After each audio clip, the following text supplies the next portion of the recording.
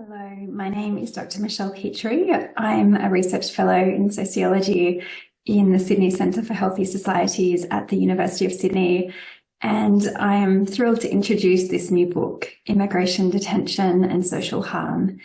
This interdisciplinary edited collection is the first book internationally to comprehensively explore the harms that immigration detention imposes beyond the individual detainee, bringing together chapters from incredible scholars across North America, the UK, Europe and Australia.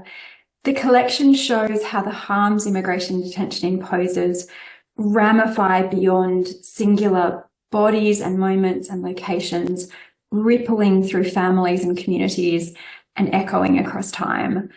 The book is structured in three parts. Part one, Human Costs, examines the harms that immigration detention imposes on people who are not personally incarcerated, but whose lives are nonetheless entangled with detention regimes.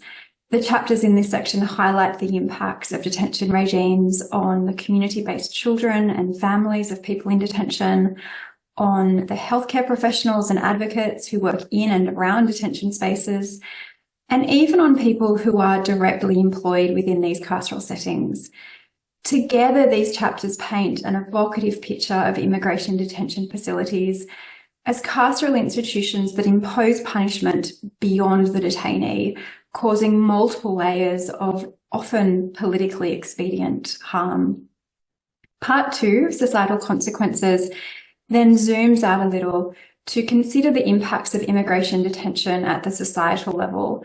The chapters in this section offer critical perspectives on the embeddedness of immigration detention regimes in broader systems of exploitation and extraction. They show how racialized and gendered detention regimes naturalize and indeed perpetuate gross inequalities and injustices, including inequalities and injustices within the detaining country. Chapters in this section also draw attention to the corrosive impacts of immigration detention, and specifically the corrosive impacts of government efforts to reduce transparency and disable legal interventions surrounding immigration detention on the law and on democracy. Ultimately, the chapters in this section attest that the social harms of immigration detention are at once disproportionately felt by marginalised communities and ultimately borne by us all.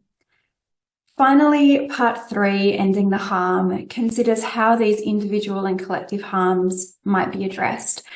More specifically, the two chapters that comprise this closing section of the book thoughtfully and compellingly explore the possibilities of detention reform and critically of detention abolition. It has been a real honour to edit this book. We hope that it will be a valuable resource for anyone who is interested in immigration detention, incarceration and human rights. Thank you.